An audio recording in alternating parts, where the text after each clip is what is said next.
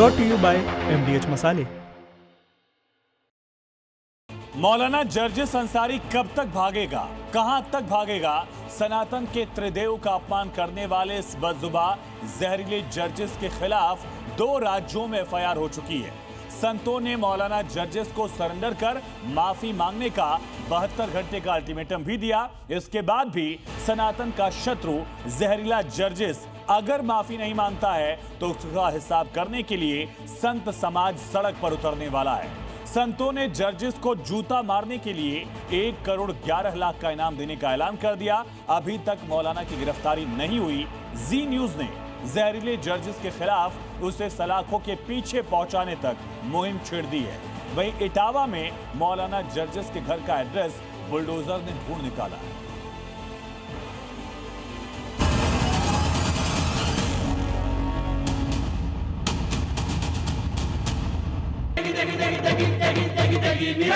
MDH की देगी मिर्च, देगी मिर्च का तड़का, अंग अंग फड़का। MDH की देगी मिर्च। महादेव का अपमान करने वाले जहरीले मौलाना जर्जिस अंसारी के संहार की स्क्रिप्ट संतों ने तैयार कर ली है। तो किसी की माँ दूध पिलाई हो तो फिर आवे सामने से सामने हमसे करें। जर्जिस अंसारी ने अब तक सनातन की सहिष्णुता देखी है, अब विनाश वाला रौद्र रूप देखेगा। जो उनको मुंह पे कालिक पोतेगा उसको 11 लाख का इनाम स्वामी प्रकाशानंद देगा, और जो उस पर जूते चलेगा उसको 1 करोड़ 11 लाख रुपए का इनाम दूंगा मैं। जब नाश मनुज पर छाता है तो पहले विवेक मर जाता है। ऐसा ही कुछ हुआ है नफरती मौलाना के साथ। तभी तो उसने देवों के देव महादेव का अपमान करने का दुस्साहस किया। जब विनाश का समय आता है तो आपकी वाणियां फिसल जाती जब नाश मनुष्य पे छाता है तो पहले विवेक मर जाता है। सनातन समाज का खून खौल रहा है।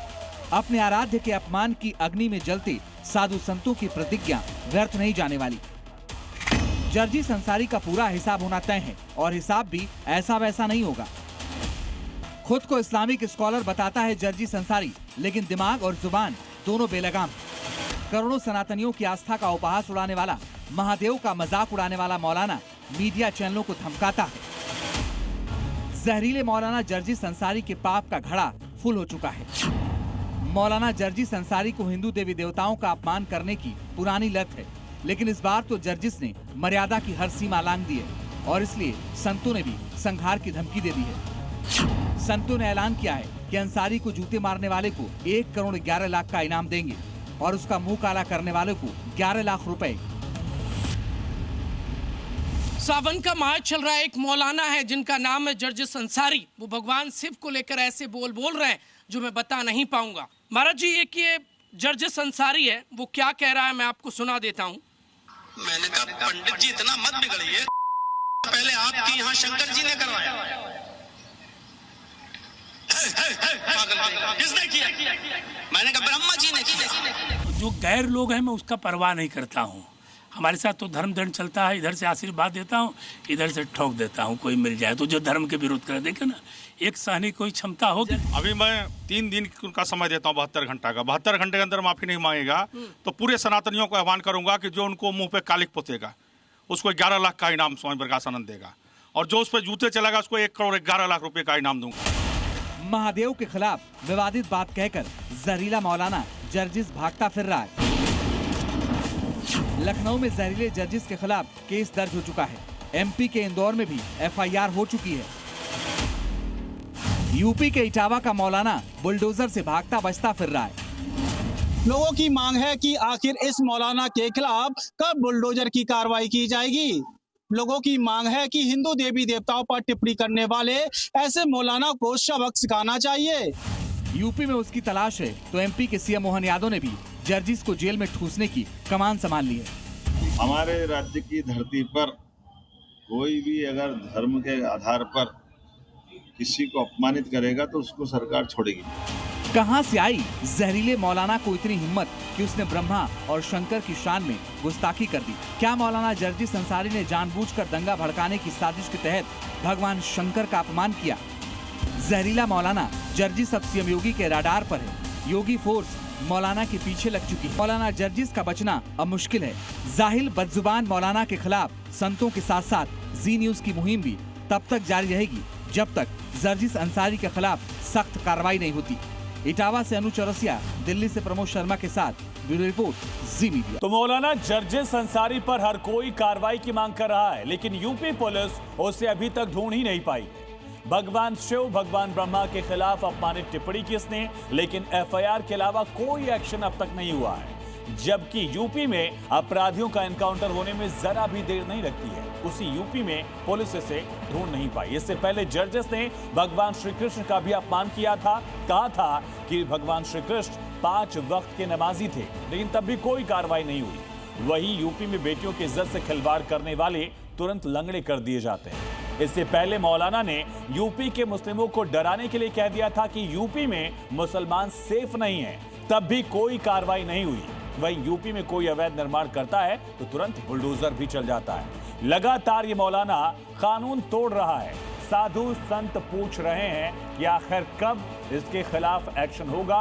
यूपी पुलिस इसे कब तक ढूंढ पाएगी, इसके खिलाफ एक्शन की शुरुआत कब आखिर होगी। नवंबर 2025 दिल्ली में लाल किला ब्लास्ट केस ने देश में व्हाइट कॉलर टेररिज्म को एक्सपोज कर दिया। डॉक्टरी पेशे की आड़ में कैसे आतंक और दहशत का खेल खेला जा रहा था, ये पूरे देश ने देखा। अब एक बार फिर से कुछ ऐसा ही खुलासा हुआ है। कहां से? प्रभु श्री राम की नगरी अयोध्या से, जहां एक मेडिकल कॉलेज में पैरा मेडिकल छात्र की लैब में बम बनाने वाली पर्ची मिली और इससे हड़कंप मच गया है। सरफराज नाम का ये छात्र अब पुलिस हिरासत में है। ये पता लगाने की कोशिश हो रही है कि आखिर एक मेडिकल स्टूडेंट बम बनाना क्यों सीख रहा था।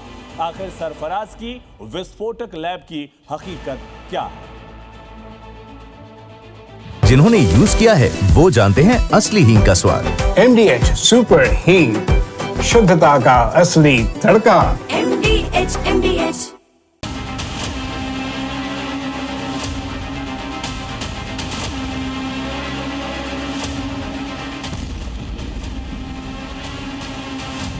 एक्सरे लैब थी, यहीं पर सरफराज जो है वो यहीं पर काम किया करता था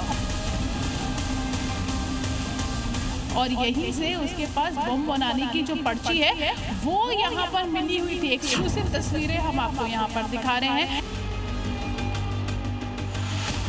और ये कुर्ता जो है वो अक्सर पहना करता था, इसको पहन के वो अयोध्या में घूमने जाया करता था। मेडिकल कॉलेज में दहशतगर्दी वाली साजिश, एक्सरे रूम के भीतर बम बनाने वाला फॉर्मूला, क्या अयोध्या धाम में अनर्थ की तैयारी थी? इस सवाल ने उस वक्त जन्म लिया जब राजर्षि दशरथ मेडिकल कॉलेज के डिजिटल एक्सरे रूम के भीतर से ये हाथ से लिखी हुई पर्ची मिली, जिस पर बम बनाने का फॉर्मूला लिखा हुआ था। गौर से देखिए इसे। अंग्रेजी की इबारत और आड़ी तिरछी लाइनों के बीच बम बनाने में इस्तेमाल होने वाली सामग्री की मात्रा लिखी हुई थी। अमोनियम कार्बोनेट 2.5 ग्राम, पोटेशियम नाइट्रेट 2.5 ग्राम, एल्युमिनियम कार्बोनेट 1.5 ग्राम, सल्फर 1 ग्राम, रेड फास्फोरस 5 ग्राम, रेड सल्फाइड 5 ग्राम, कार्बोलिक एसिड 5 ग्राम। ये सारा सामान बम बनाने में इस्तेमाल होता है। ये पर्ची उस वक्त मिली जब शनिवार सुबह 8 बजे एक्सरे विभाग के इंचार्ज ड्यूटी पर पहुंचे। उन्होंने वहां मौजूद एक दराज खोली तो उनके होश ही उड़ गए। दराज में एक पेपर रखा हुआ था जिस पर बम बनाने का पूरा तरीका लिखा था और एक लेआउट भी बना हुआ था। यह देखकर उनके होश ही उड़ गए। उन्होंने तुरंत इसकी खबर मेडिकल कॉलेज प्रबंधन को दी। पता चला कि यह पर्ची मेडिकल कॉलेज में ही लैब टेक्नीशियन के फर्स्ट ईयर स्टूडेंट सरफराज ने रखी थी। जी न्यूज की टीम ने उस लैब की पड़ताल की और वहां के कर्मचारियों से बातचीत की। इसी मेडिकल कॉलेज में जो एक्सरे लैब थी, यहीं पर सरफराज जो है वो यहीं पर काम किया करता था और यहीं से उसके पास बम बनाने की जो पर्ची है वो यहाँ पर मिली हुई थी। एक्सक्लूसिव तस्वीरें हम आपको यहाँ पर दिखा रहे हैं। लोग यहाँ पर जो स्टाफ है वो भी इन बातों को जब उनको पता चला तो इसको लेकर वो शॉक है। क्या मिला उसके पास से? एक कागज में कुछ निकला था, वो ग्रुप में डाले थे। क्या उस पे बना रखा था, क्या कर रहा था रात में? बम बनाने का फॉर्मूला था उसमें। अब जो भी हो, कैसा था? बात करते होंगे आप लोग, किस तरीके का था, कैसी बातें करते थे? लड़का अच्छा है, पढ़ने में भी बढ़िया है वो, लेकिन अब कैसे क्या कर डाला उसने, इसके बाद। मामले की गंभीरता को देखते हुए मेडिकल कॉलेज प्रबंधन ने तुरंत इसकी जानकारी पुलिस को दी। पुलिस तुरंत हरकत में आई और सरफराज को हिरासत में लेकर पूछताछ शुरू की। उसने पुलिस को बताया, कि शुक्रवार को वो नाइट ड्यूटी के लिए एक्सरे डिपार्टमेंट पहुंचा था। नाइट ड्यूटी के दौरान ही उसने अपने लैपटॉप पर एक फिल्म देखी। फिल्म में बम बनाने का तरीका सिखाया जा रहा था, तो उसने उसे एक पर्ची पर लिख लिया। विस्फोटक उपकरणों की संरचना, उनके आकार और तीव्रता जैसी जानकारियां इसमें शामिल थी।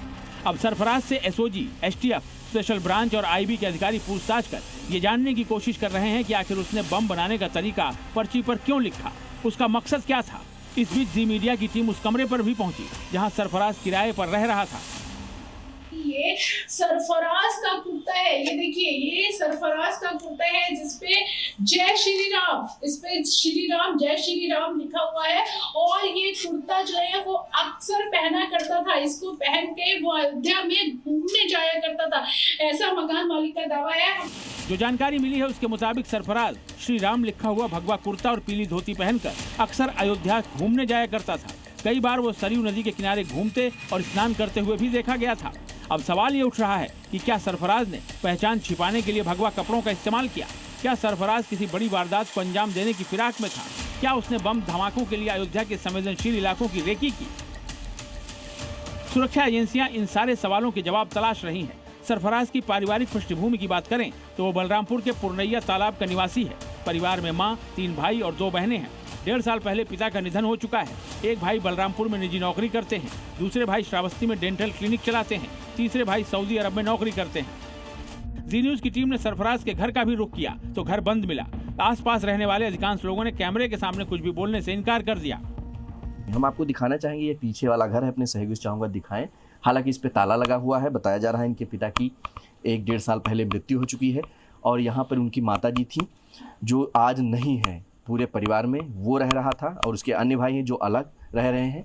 हालांकि इस मामले पर कोई स्थानीय लोग किसी प्रकार की जानकारी देने से बचते नजर आ रहे हैं। पुलिस ने इस मामले में सरफराज के साथ 2 और लोगों को हिरासत में लिया है। पुलिस अब ये जानने की कोशिश कर रही है कि इस घटना के पीछे कोई गंभीर साजिश है या फिर माहौल खराब करने या शरारत के मकसद से ऐसा किया गया है। फिलहाल पुलिस ने अयोध्या में सुरक्षा व्यवस्था को लेकर और ज्यादा सतर्कता बरतनी शुरू कर दी है। प्रीति श्रीवास्तव के साथ ब्यूरो रिपोर्ट, जी मीडिया। सरफराज के पास बम बनाने वाले फॉर्मूले वाली पर्ची का मिलना, भगवा कपड़ा पहनकर हिंदू स्थलों पर जाना सवाल उठा रहा है। कहीं सावन में कांवड़ यात्रा को लेकर कोई बड़ी साजिश तो नहीं रची जा रही है? यूपी में कांवड़ रूटों पर सुरक्षा और सख्त कर दी गई क्योंकि आतंकियों के टारगेट पर कांवड़ यात्री हो सकते हैं। लेकिन कांवड़ यात्रा में गड़बड़ी करने वालों की कमर तोड़ने के लिए योगी आदित्यनाथ भी रेडी हैं।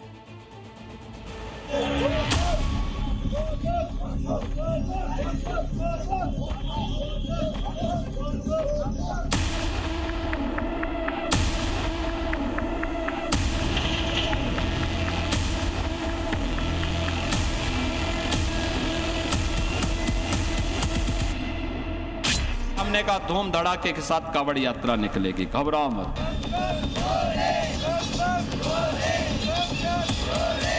आज हमारा प्रदेश उपद्रवग्रस्त प्रदेश नहीं है बल्कि उत्सव प्रदेश बन गया है। आतंकियों के टारगेट पर कांवड़िए। यूपी में कांवड़ रूट पर साजिश। 3 अगस्त को सावन का पहला सोमवार है। अब छोलिया हो या लोबिया, सफेद चने या काले चने, सब कुछ मजेदार बने। लेकिन इससे पहले ही कांवड़ रूट पर कांवड़ियों को लेकर सबसे बड़े खतरे का अलर्ट है। सावन में आतंकी साजिश के मैसेज को सुरक्षा एजेंसियों ने डिकोड कर लिया है। कांवड़ियों को निशाना बनाकर आतंकी टारगेट किलिंग कर सकते हैं। कांवड़ियों के ऊपर हमला कर दंगा भड़काने की साजिश है। आतंकवादियों के निशाने पर यूपी के कांवड़िए हैं। कांवड़ यात्रियों पर हमला कर आतंकी यूपी का माहौल खराब करना चाहते हैं। और इसका खुलासा उस समय हुआ जब सुरक्षा एजेंसियां कुलगाम में हुई आतंकी वारदात की जांच कर रही थी। कुलगाम के 2 हिंदुओं की हत्या की जांच जैसे ही आगे बढ़ी, आतंकवादियों का अगला प्लान एक्सपोज हो गया। सावन में सनातनियों की यात्रा में खलल डालने की साजिश का खुलासा होते ही यूपी के नोएडा, गाजियाबाद, हापुड़, मेरठ, मुजफ्फरनगर, मुरादाबाद, लखनऊ और वाराणसी में कांवड़ रूटों पर सुरक्षा बढ़ा दी गई है। संवेदनशील स्थानों पर 24 घंटे निगरानी के निर्देश दिए गए हैं। कांवड़ रूट पर साजिश को देखते हुए योगी आदित्यनाथ भी एक्शन में आ गए हैं। योगी आदित्यनाथ ने तुरंत सुरक्षा एजेंसियों के साथ हाई लेवल मीटिंग की है। योगी के ऑर्डर के बाद कई शहरों के पुलिस अधिकारी एक्टिव हो गए हैं। अब बड़े अफसर खुद कांवड़ कंट्रोल रूम में पहुंच गए हैं। अमरोहा के एसपी कंट्रोल रूम में सिक्योरिटी जांचने पहुंचे। हमारे जोन के 10 जनपदों में कांवड़ को लेकर के सभी तैयारियां कर ली गई हैं और कल पहला सोमवार है, उसके परिप्रेक्ष्य में सभी व्यवस्थाएं हैं। सभी अधिकारी भ्रमणशील रहेंगे। मैजिस्ट्रेट, पुलिस अफसर्स और सभी विभाग आपस में कोऑर्डिनेशन के साथ तैयारियां कर चुके हैं। हम आश्वस्त हैं कि पूरे पर्व को बहुत अच्छी तरीके से संपन्न कराएंगे। सुरक्षा के लिए और सुविधाओं के लिए सारी व्यवस्थाएं पुलिस और प्रशासन ने की है। जो कावड़ियों के रूट हैं उन सबको सेग्रीगेट किया गया है। सब कावड़ियों के अलग अलग रूट रहेंगे, उन पर कोई ट्रैफिक नहीं चलेगा। उनके सहायतार्थ पुलिस के पिकेट बीच बीच में लगाए जाएंगे। योगी के ऑर्डर के बाद संभल में भी डीएम और एसपी भी कांवड़ रूट की सुरक्षा जांचने के लिए ग्राउंड पर उतर गए। कांवड़ यात्रा को लेकर के हम लोगों के द्वारा पूरी तैयारी कर ली गई है। मीटिंग करने के साथ साथ हम लोगों के द्वारा रूट का भ्रमण भी कर लिया गया है। जो भी सुरक्षा व्यवस्था होती है, पर्याप्त सुरक्षा बल को लगाया जा चुका है। जितने कांवड़ शिविर बनाएंगे उनके आसपास किसी न किसी पुलिस पिकेटिंग की, एम्बुलेंस की और बाकी चीजों की व्यवस्था भी कर दी गई है। सहारनपुर, एटा, गाजीपुर, गाजियाबाद में एंटी सबोटाज टीम के साथ mobile patrolling unit, quick response team और एलआईयू की भी निगरानी कांवड़ यात्रा मार्ग की बढ़ा दी गई है।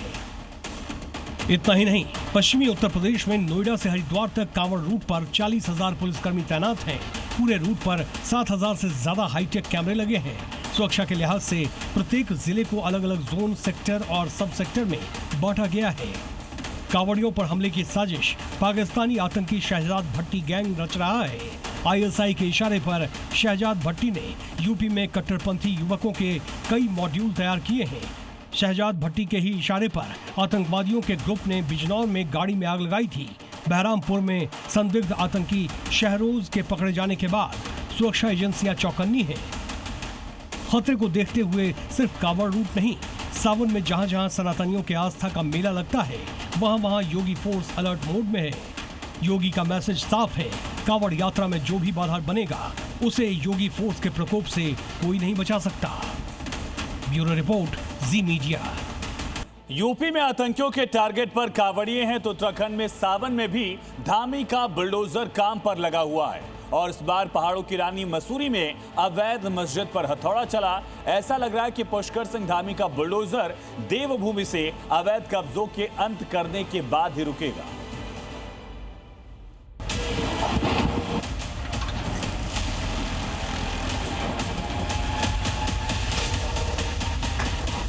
राज्य के अंदर एक जो लैंड जिहाद चलता था, अवैध अतिक्रमण, अवैध कब्जे, उस अवैध कब्जों और अवैध अतिक्रमण से देवभूमि को मुक्त कराने का हमने अभियान प्रारंभ किया हुआ है। हमारी सरकार ने लैंड जिहाद को जड़ से समाप्त करने के लिए भी लगातार कार्रवाई कर रही है। लोहे के सबल और हथौड़े से वार कर दीवार तोड़ी जा रही। लोहे के ढांचे को गिराया जा रहा है। मजबूत लोहे के खंभों को कोई काट रहा है तो कोई नींव खोद रहा है। चारों तरफ घना जंगल है और बीच में यह पक्का निर्माण। 20 से 25 लोगों की टीम इस पक्के निर्माण को मिट्टी में मिलाने में जुटी है। अवैध निर्माण की एक एक ईंट को टीम ने उखाड़ फेंका है। जमीन पर पड़े इस गुंबद को देखकर आप समझ गए होंगे, घने जंगलों के बीच ग्रीनलैंड पर अवैध कब्जा कर भाईजान ने मस्जिद बना दिया था। लेकिन धामी सरकार के हथौड़े से नहीं बच पाया और देखते ही देखते ये पक्का कब्जा मलबे में तब्दील हो गया। पूरा मामला उत्तराखंड के मसूरी का है, जहां जंगलों के बीच अवैध कब्जा कर भाईजान ने मस्जिद बना दिया था। कब्जाधारियों ने 30 इंच मोटी दीवार बना दी। जमीन में 4 फीट नीचे तक लोहे का मजबूत एंकल खड़ा कर सॉलिड ढांचा तैयार किया गया था।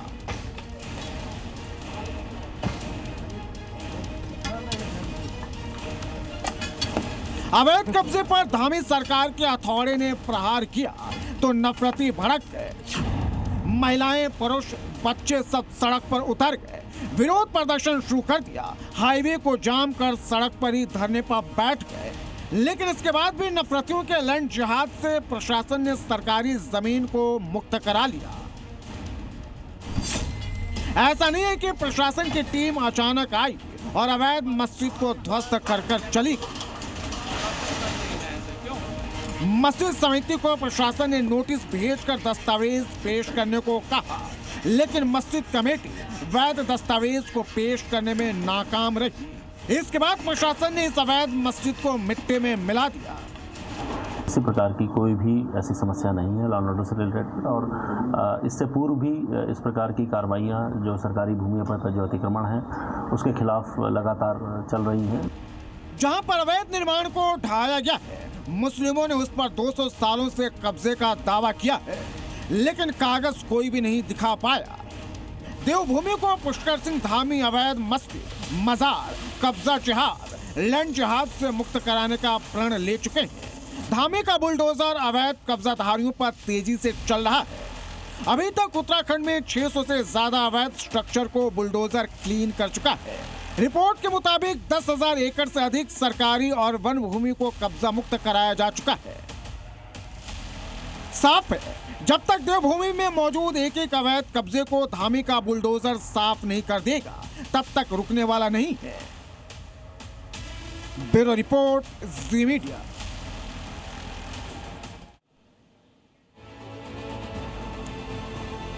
और अब बात करेंगे बाढ़, बारिश और बर्बादी की। देश के कई राज्यों में इस वक्त लगातार इसका असर देखा जा रहा है और असम, केरल और गुजरात में खास करके बादल बेरहम हो गए हैं। पूरब से लेकर पश्चिम तक इससे पहले इतनी तबाही कभी नहीं देखी गई। गुजरात हो या असम, जिले के जिले डूब गए हैं।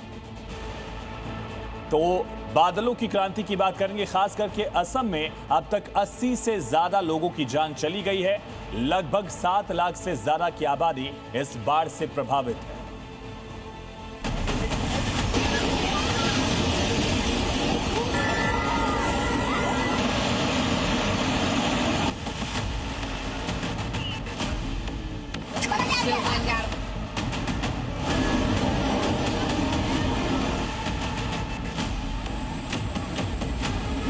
सैलाब में गोते खाते हुए बह रही कार की ये तस्वीर गुजरात के साबरकांठा जिले की है। पानी की रफ्तार इतनी तेज है कि 5 टन वजनी कार तिनके की तरह बह रही है। गुजरात के साबरकांठा की गलियों में सैलाब का कब्जा है। घरों में पानी घुस चुका है। जान बचाने के लिए लोगों को राहत शिविर में शरण लेनी पड़ी है। पानी का प्रकोप देखिए, कैसी ये लाल रंग की गाड़ी बह रही है।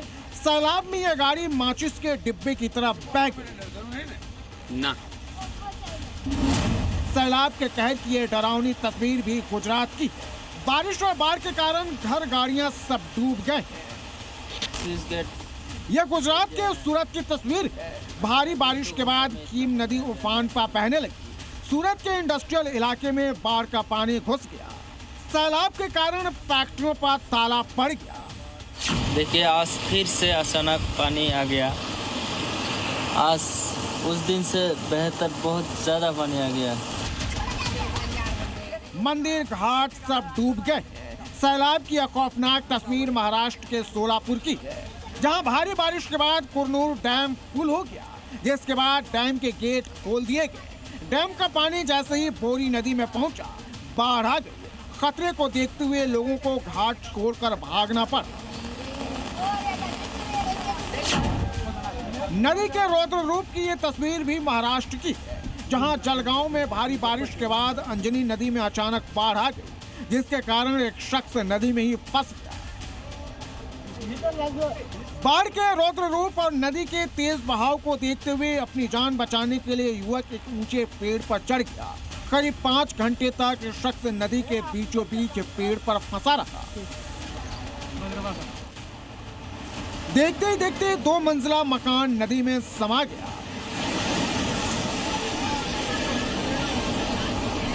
सैलाब में समाते घर की एक खौफनाक तस्वीर असम के चराईदेव जिले की है। चराईदेव में सैलाब कहर बरपा रखा है। आसमान से बारिश तो जमीन पर बाढ़ मौत बनकर लोगों को डरा रही है।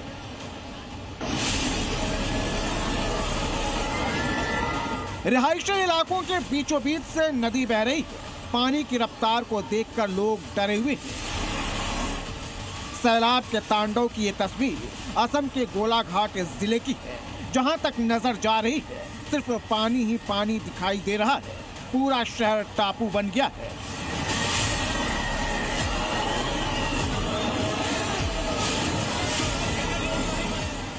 इंसान से लेकर जानवरों तक पर सैलाब की मार पड़ी है। असम के चराईदेव जिले में जब सैलाब ने धावा बोला तो करीब 200 से ज्यादा गायें इस टापू पर फंस गई। करीब 10 दिन बाद इन गायों का रेस्क्यू किया गया। असम में 80 से ज्यादा लोगों की मौत हो चुकी है। 7 लाख से ज्यादा की आबादी प्रभावित हुई है। 2000 से ज्यादा गांव बाढ़ की चपेट में आए हैं। पूर्व से लेकर पश्चिम तक सैलाब लोगों को खून के आंसू रुला रहा है। मौत बनकर लोगों को डरा रहा है। Bureau report, Zee media.